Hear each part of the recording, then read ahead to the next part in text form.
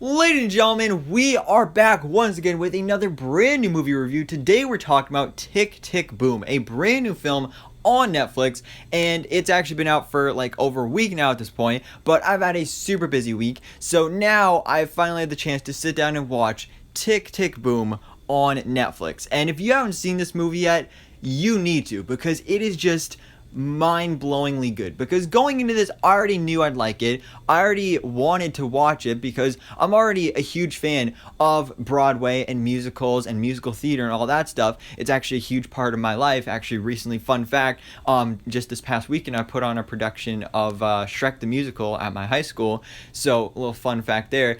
But yeah, musicals and musical theater is a huge part of my life, so I already knew I'd enjoy this story, especially being that it's a story that I'm not familiar with, so learning about new stuff when it comes to musical theater, I thought that was going to be really, really cool. But it's even better than I expected it to be, because of course this film explores the story of Jonathan Larson, the creator of course, Tik Tik Boom, and also Rent. And he's just such an interesting guy, because this movie, of course, is based off of the Tik Tik Boom musical, which is based off Jonathan Larson's life. So we get to see his story explored here and just see kind of like the process of what he went through. And this was one of the things I liked the most about it, is just seeing the creative process behind creating a musical and seeing the struggles he went through, because it's a really tragic story. Like, he went through so much loss here and is dealing with so much, and that's where you get the name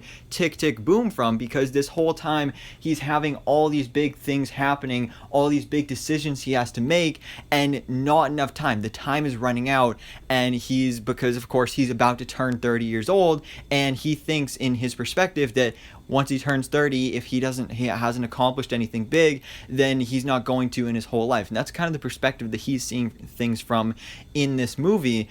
And I really like that. It was just really fun. It was a really interesting story to see explored. Again, me coming from a musical theater background, I didn't know the story of Jonathan Larson. If I'm being honest, I never even heard of him until this movie. But I really loved seeing the exploration of this person, because of course this is a true story about the real life Jonathan Larson, and it's just so good. And one of the reasons it is so good is because of course the actor that brings Jonathan Larson to life in this film, Andrew Garfield. If I'm being honest, if he doesn't get an Oscar for this movie, or at least a nomination, I'm gonna be upset, because this is by far Andrew Garfield's best work of his career. I mean, I obviously know him best from just playing Spider-Man, but this is a whole nother level, because not only does he, first of all, look like Jonathan Larson, but he brings Jonathan Larson to life in such an interesting way. You feel the emotion from him. You can just feel the emotion just pour off of Andrew Garfield in this movie. Even when he's singing and dancing, you can just see the emotion and the expression in his face, and it's just so well done. And speaking of Andrew Garfield and singing, because of course this is a musical and we have all these songs and dancing and all that stuff going on,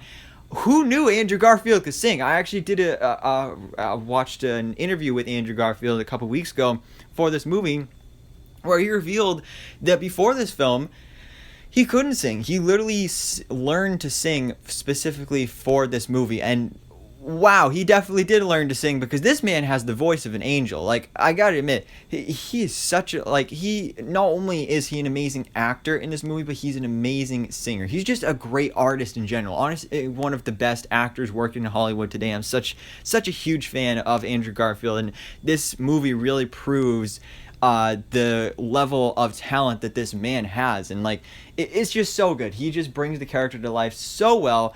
And speaking of course, legendary Broadway musical people, since this film is about Jonathan Larson, we actually have Lin Manuel Miranda being the director of this film, who of course, if you're a fan of musicals and Broadway and other projects like this, then you're probably familiar with Lin Manuel Miranda previously. But this is the first time that he's actually taken the director's chair on, because he's worked on a bunch of movies before, specifically with Disney, doing a lot of the behind the scenes musical stuff, producing and stuff like that. He did In the Heights, but this is his first time actually directing a movie. This is his directorial debut, and man, he does a good job. This gets me excited to see more work from him in the future as a director, because just the way that this film is presented to you, it's just done in some really interesting ways, because you see the film and the story told from multiple different perspectives. Because when you start off the film and end the film, you have just this like female narrator that's kind of just talking about, and it's like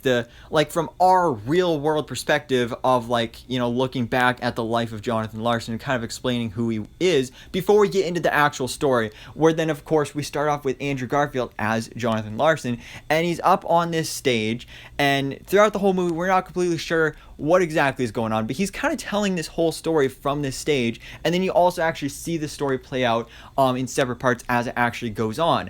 And then there's parts where it looks like parts of it is like taken from like a video camera and stuff like that. There's just some really interesting ways that things are done in this movie that, due to Lin Manuel Miranda and these creative decisions, I think really bring this film to life in a really unique way. And of course, with the film's name and title, Tik Tik Boom, you have of course that constant ticking throughout the film when you see that that Jonathan Larson is really feeling almost like that heartbeat of the clock, just like ticking away, and time is just ticking away, and he's losing time, and it's so good. I mean, the whole creative force behind this movie, not only Lin Manuel Miranda and Andrew Garfield, the whole cast and everything, just so good. And of course, this is a musical, so we have multiple songs and dance numbers throughout this film, and they're all so good. They are honestly all so good. I love all of the songs. If I have to pick a favorite, I think I'd have to go with 3090, which is actually the first song of the movie. It's so good. It's such a fun, upbeat song that really sticks in my head. Another one is Boho Days, which isn't my favorite song, but it's got just like that one line from it that just keeps playing over and over again in my head. It just gets stuck in there.